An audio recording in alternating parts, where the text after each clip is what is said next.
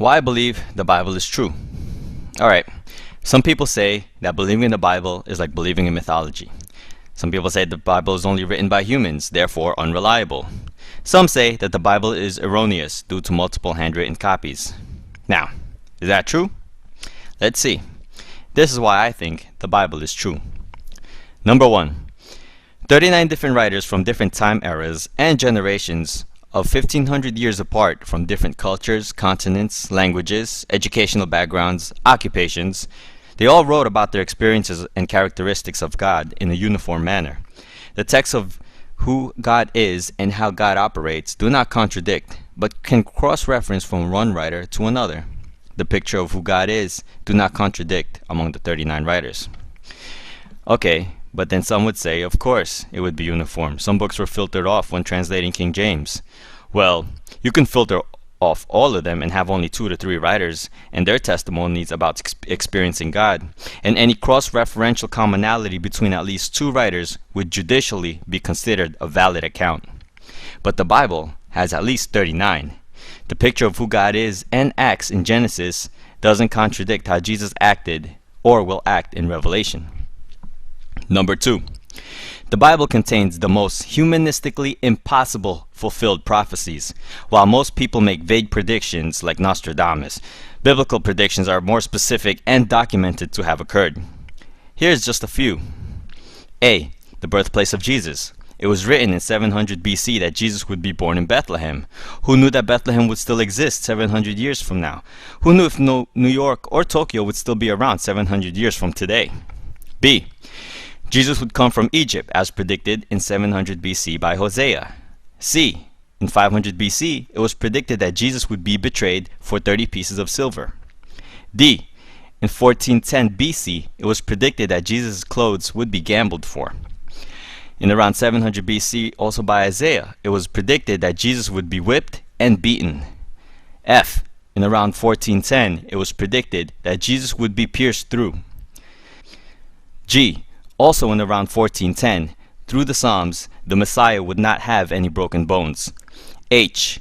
After death, he would be buried in a rich man's grave, also predicted in 700 BC. See, Jesus actually fulfilled more than 48 prophecies. The chances of filling just 8 of those prophecies, such as those mentioned above, by any human would be 10 to the 17th power. That's like the chances of filling the entire area of Texas with 2 feet of silver dollars, marking one coin, randomly dropping it anywhere in Texas, blindfolding a person, and then have that person randomly choose one coin, and that one coin would be the marked one. If Jesus was faking the prophecies, would he have the power to manipulate where he was born, events of his life, or where he would die? Okay, so what if those prophecies were just inserted in the Old Testament? Well, that's what many thought until the Dead Sea Scrolls were found. In the scrolls were the writings of the Old Testament, verifying today's versions are well preserved. How did they know they were not manipulated? Within those scrolls were coins, currency dating 100 years before Christ. No one had touched or manipulated those scrolls ever since. Why? Because if that had been the case, all the money from that civilization would have been confiscated. 3. The Gospels are accurate. How do we know the Gospels are accurate? A. At a time when followers of Christ were being killed, would the disciples decide one day to make up a figure and pretend Jesus fulfilled all those prophecies? Would people die for something they knew was a lie? B. At a time when followers of Christ were being killed, would people continue to mass-produce manuscripts about a resurrected Jesus, knowing that believing in such would cost them their lives? C. At the time, there were enough witnesses to see Jesus die, and also to Jesus resurrect. Thus, in the process and reproducing of manuscripts, if Jesus didn't resurrect, would not someone have edited it to show what actually happened? That Jesus really probably didn't resurrect? Same as 9/11. If someone wrote something wrong, it would easily be edited out before further production. But there are a lot of manuscripts. D. Even though a variety of people have recorded different aspects of an event, it doesn't nullify that the events didn't happen. Just because people have different accounts of what happened to them during 9/11 doesn't mean 9/11 didn't occur. Just because people have different accounts of what happened when Jesus lived, died, and resurrected doesn't mean they didn't occur. Remember, the commonality among multitudes of accounts verify that the details of a certain event is real. E. If the disciples made up the Gospels, they could have easily used more popular names such as Peter, Mary, or Andrew, but instead they chose a tax collector and a fisherman. F. While the manuscripts in our history books, such as the Gallic Wars, Pliny's Natural History, Plato, Tacitus's Annals, are all based on only 7 to 20 manuscripts, and the earliest we find are dated 1,000 years after the event's occurrence, the Bible's events are based on 50,000 plus manuscripts, and the earliest dating is only 50 years after the events of the Gospels. The book of John is found in Egypt. The earliest manuscript we have is 125 AD. Okay, number 4. The Bible contains scientifically advanced statements for its time. For example, A. In 700 BC, it was already written that the earth is round. By the way, in Hebrew, the word circle came from a word that means spherical. The word sphere didn't exist in 1612. B. In 2000 BC, it was already written that the earth hangs on nothing and sits on nothing, while some people believed Atlas or an elephant carried the earth. C. In 600 BC, Jeremiah already wrote that the stars are innumerable. Ancient scientists such as Hipparchus and Kepler thought that the stars could not be numbered. Not until a telescope was invented was the Bible proven correct. D. In 2000 BC, someone had already recorded there are underwater springs. How would anybody have known that? C. Around 935 BC, King Solomon recorded that the winds travel in circular motion. How would he have known that without meteorologists' analysis on TV? F. In around 1405, Joshua records destroying a thick wall through a scientific property called resonance. How did Joshua or the writer know that constant resonance, the same resonance that Paul Linings discovered in 1928 that collapses a bridge, would cause a thick city wall to come down?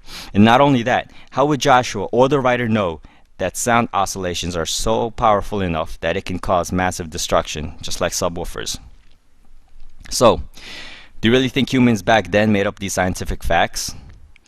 Then if you look at other books, let's say the Quran, it reveals some unscientific facts, such as in Surah 1886, it says that this person traveled far enough to where the sun goes and into the earth, and the sun goes into a muddy spring.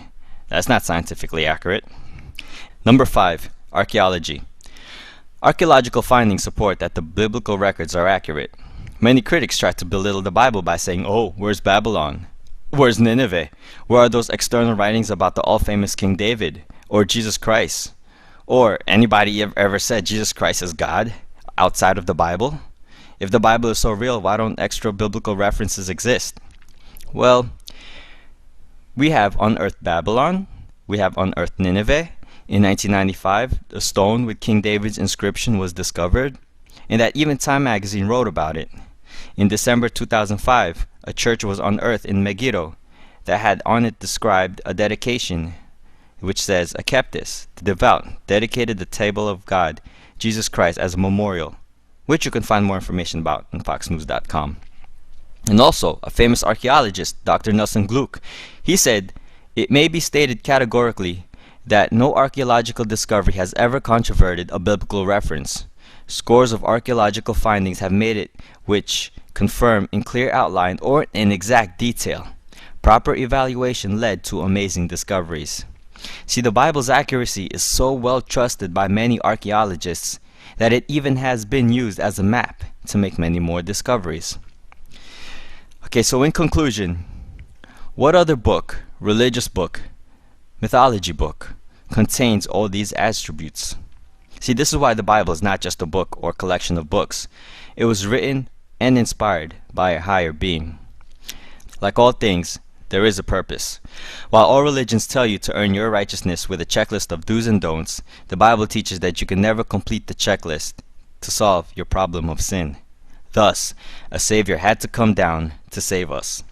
The Old Testament testifies of man's wickedness. The New Testament testifies of a risen Savior and a forgiving God. Thank you.